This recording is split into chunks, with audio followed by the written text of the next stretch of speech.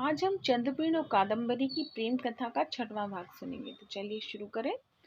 वह आगे बढ़ता है और अपने लौटने वाली सेना से मिलता है, लेकिन अपने सेनापति से बड़ी अनहोनी सी अजीब बात सुनता है। सेनापति ने कहा, जब सेना ने अछोत झील पर डेरा डाला था तब वैशंपायन ने हमसे कहा कि पहले झील में स्नान कर लें, लेकिन वह जैसे ही झील के अंदर गए वैसे ही उनका व्यवहार एकदम से बदल गया। उन्हें जैसे कुछ याद आ गया हो और वह इतनी अधिक तल्लीनता से कुछ खोज रहे थे जैसे वह कोई बहुत अनमोल वस्तु हो। अब वह झील से अलग होने के लिए तैयार नहीं है। हमने उन्हें बहुत समझाया कि साथ चलने के लिए विनती की, सब कुछ व्यर्थ। तब हमें कुछ लोगों को वहीं उनकी देखभाल के लिए छोड़कर यहाँ वापस आना पड़ा। चंद्रपेड़ ने अपने मित्र के लिए चिंतित हो जाता है और महल में पहुंचकर सारी बातें पिता और मंत्री को बताता है।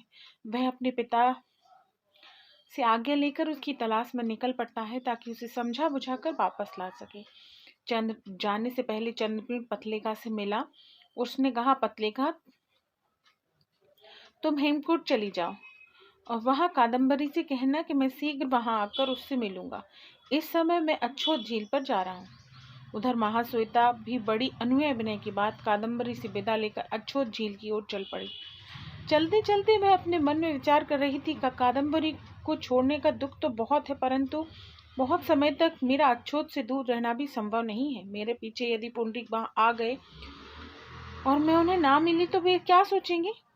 जब महाश्वेता वापस अपनी गुफा पर पहुंची तो उसकी नजर एक ऐसे व्यक्ति पर पड़ी जो उसकी ही ओर टकटकी लगाए देख रहा था। महाश्वेता सोच में पड़ गई कि यह युवक कौन है और मेरी ओर ऐसे टकटकी लगाकर क्यों देख रहा है।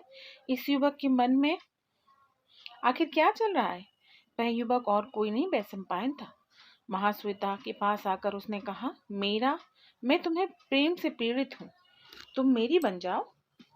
इतना सुनते ही महाश्वेता क्रोधित हो उठी। वह गुस्से में बोली, अरे पापी, कौन है तू? तेरा ऐसा दुस्साहस, एक सन्यासी से इस प्रकार की बातें करता। महाश्वेता नहीं जानती थी कि पुंडरीक ने ही इस रूप में जन्म लिया है, सो उसने उसे श्राप दे दिया। तू बिना कोई विचार किए तोते की तरह ही रट लगाए जा रहा है। जा, तू इसी समय तोता बन जा। महाश्वेता का इतना कहना था कि तत्काल वैशंपायन की मृत्यु हो गई और वह जमीन पर गिर पड़ा। उसी समय वैशंपायन की देखभाल करने वाले सैनिक वहां आ पहुंचे और वैशंपायन को मृत देखकर विलाप करने लगे। हाय वैशंपायन जी, अब हम राजकुमार चंद्रपेड़ को क्या उत्तर देंगे? तुम तो उन्हें प्राणों से भी अधिक प्यारे थे। तुम्हारी मृत्यु की खबर सुनकर वे कैसे जीवित रह पाएंगे? यह देखकर महाश्वेता को अपने किए पर पश्चाताप होने लगा। उसी समय चंद्रपेड़ भी अछोत झील के किनारे पहुंच गया, किंतु वैशंपायन उसे कहीं नहीं दिखाई दिया। तब वह विचार करने लगा कि महाश्वेता ने उसे अवश्य देखा होगा, उसी के पास चलूं। मुझे यहाँ देखकर वह भी प्रसन्न हो जाएगी। चंद्रपेड़ महाश्वेता के पास पहुंचा, परंतु उसे देखकर महाश्वेता का दुख उमड़ पड़ा। वह रोने लगी। उसे रोती देखकर चंद्रपेड़ ने पूछा, क्या बात है महाश्वेता, तुम क्यों रो रही हो? क्या कादम्बरी पर कोई विपत्ति आन पड़ी है? मुझे बताओ। महाश्वेता आंखों में आंसू भरकर महाश्वेता ने उसे वैशंपायन के विषय में बताया। वैशंपायन की मृत्यु की बात सुनते ही चंद्रपेड़ के मन में बड़ा भारी आघात पहुंचा। वह चकरा कर गिर पड़ा और उसी समय उसकी मृत्यु हो गई। महाश्वेता चंद्रपेड़ के मृत शरीर को अभी विस्फारित नेत्रों से देख ही रही थी कि पत्रलेखा और कादम्बरी भी सैनिकों के साथ वहां आ पहुंचे। चंद्रपेड़ के मृत शरीर को देखते ही पत्रलेखा खड़ी न रह सकी और कादम्बरी तो मानो पत्थर की मूर्ति बन गई।